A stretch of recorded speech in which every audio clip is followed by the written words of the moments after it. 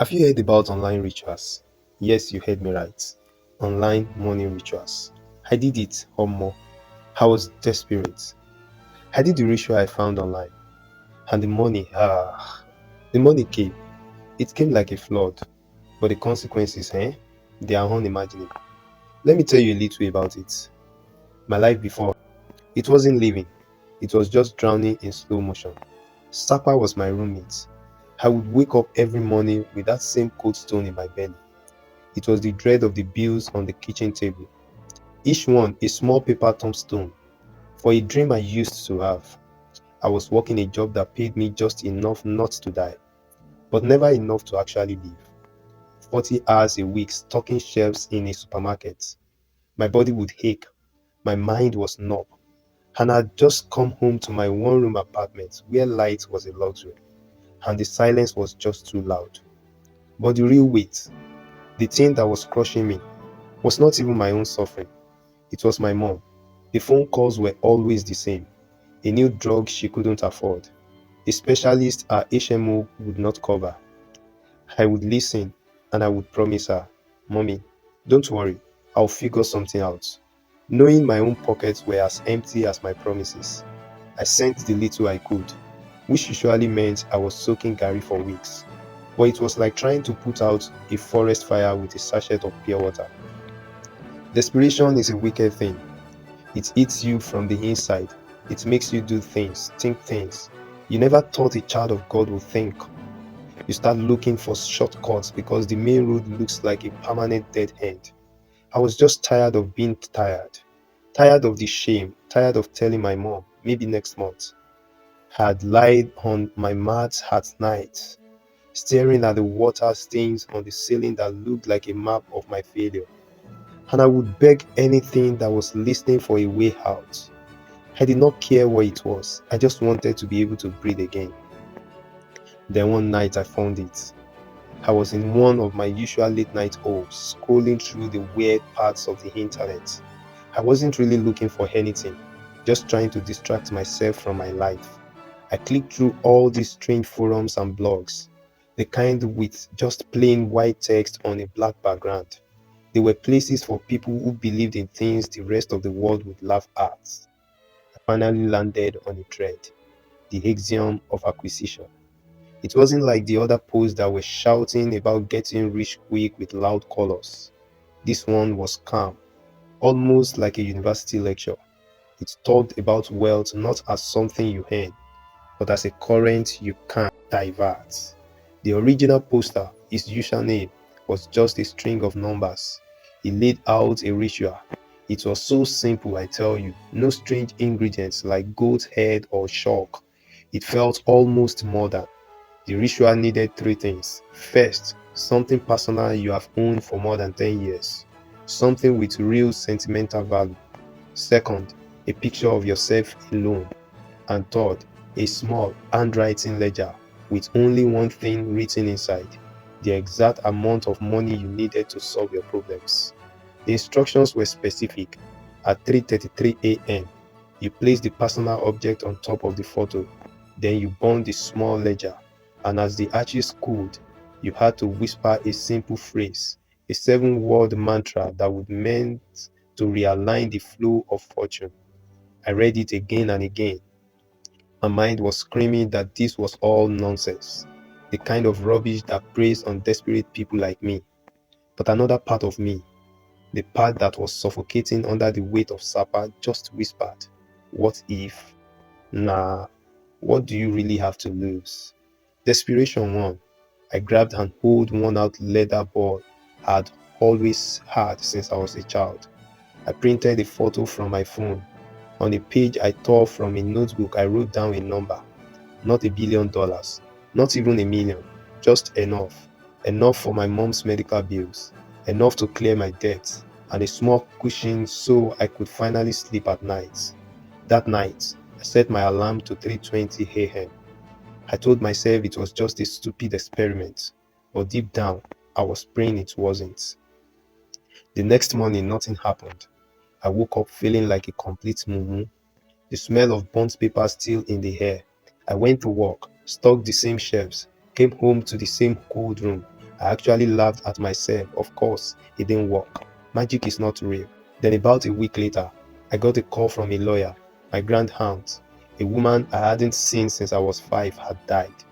She had no children, and through some forgotten branch of the family tree, I was the only one left to inherit her property. It wasn't a massive fortune, but it was enough to cover all of my mother's immediate medical bills. I was just stunned. It had to be a coincidence. A month after that, I was clearing out my room and found an old laptop I thought was dead for years. For some reason, I plugged it in and it booted up. On the desktop was a file for a crypto wallet I had completely forgotten about.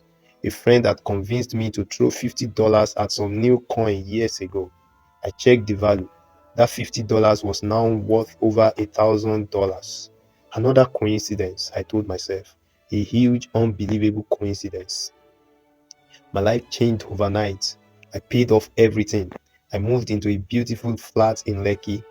I bought a new car. For the first time in my life, I walked into a store and didn't even look at the price tags. I got my mom the best doctors, and her health actually started to improve. It was a dream. The anxiety that had been my shadow for years just vanished. I felt light. I was happy. The money kept coming these strange lucky bursts. A random stock tip from one man at a bar that paid out like crazy. A scratch off ticket I bought on a whim won 20 grand. It was like I was the luckiest man on earth. Like my head was suddenly correct. I totally forgot about the ritual and just wrote it off as a silly memory from a dark time. The money was real. Life was good. Oh, and I was finally free. I thought the only price I paid was an old leather ball and a piece of paper. I had no idea the real payment was just on hold. The first sign that something was wrong was small. It started with the money itself. The crisp new notes I would get from the bank would sometimes feel wrong, unnaturally cold when I touched them, and sometimes, if I looked very close, I would see a tiny speck of what looked like dirt. Even on a freshly printed bill, I would wipe at it, and it would be gone. I just told myself I was imagining things. Then came the whispers. It only happened when the apartment was dead quiet, a faint, easing sound, like someone whispering right at the edge of my hearing. I would pause the TV, hold my breath, and there would be nothing. It was unnerving.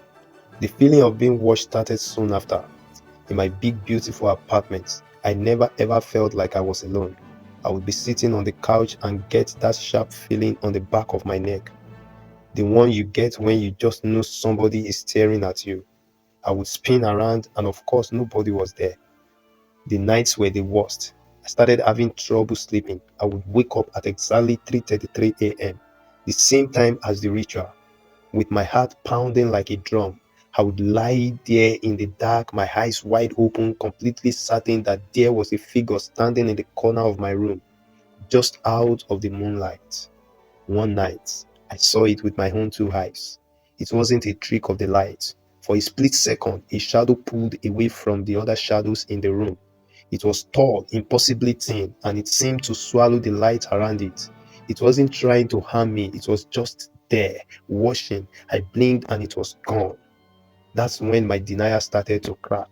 I tried to reason it away. I was stressed. The new life, all this money, it was a lot to get used to. But things got more specific. Money started just appearing. A $50 bill tucked inside a book I hadn't opened in years. A $100 bill folded into a perfect sharp square sitting on my kitchen counter when I came home. This wasn't luck anymore. This was jazz. This was something else. The feeling of good fortune was turning into something cold and terrifying. The freedom I thought I had bought was starting to feel a whole lot like a cage. Soon, the cause was no longer subtle. The whispers were not at the edge of my hearing anymore. They were right inside my ear. Mixed up with my own thoughts, they were not words, just feelings.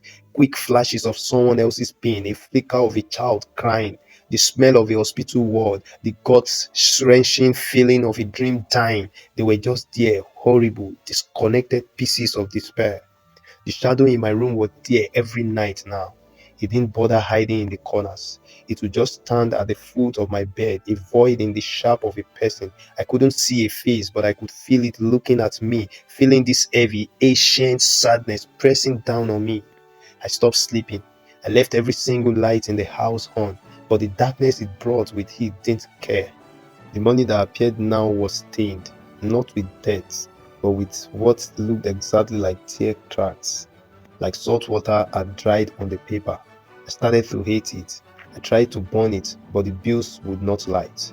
I tried giving it away, donating huge amounts to charities, but the very next day, the exact same amount would be back in my apartment, stacked neatly on my dining room table.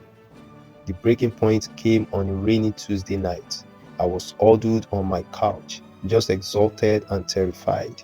When the power went out, the apartment was plunged into total blackness, except for the flashes of lightning outside.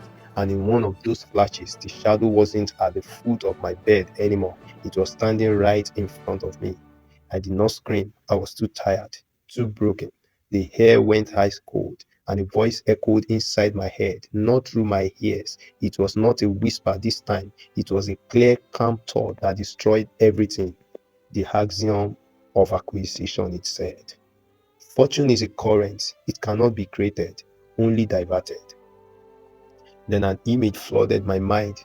I saw a young artist staring at a quit notice on her door, her canvases already packed in boxes. I felt her hope just died.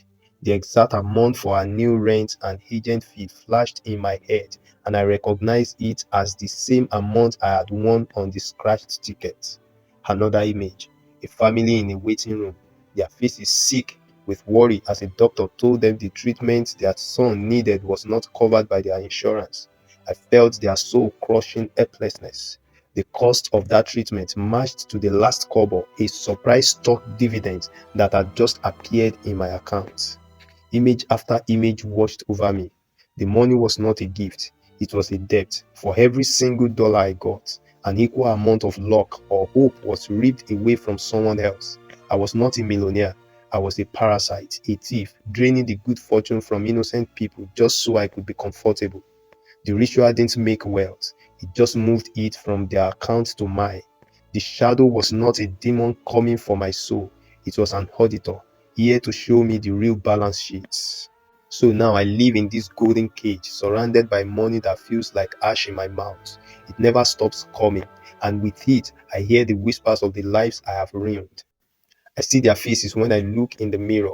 I feel their sadness in my bones. I am a ghost who is haunted by the living. I try to find the website again. That forum, it is gone. Wiped clean like it never existed. There is nobody to ask how to reverse it. There is no way to end the deal. The cause of this kind of wealth is that you can never get rid of it. So I am telling you this. If you are out there drowning in sapa like I was, and you find some promise online that seems too good to be true, run. Stay poor, stay desperate because there are things in this world so much worse than being broke. I remember my mom used to take me to church, and the pastor would always quote a verse I never understood until now. The blessing of the Lord, it maketh rich, and he added no sorrow with it. Chai, this is not a blessing. This is a cost paid for with the sorrow of others. I wish I had waited on God. I wish I had just endured because now I'm trapped, praying for the poverty I thought I had escaped. If you have made it this far, subscribe for more stories that look into the darkness on the other side of desperation. And please, please be careful what you wish for. God bless you.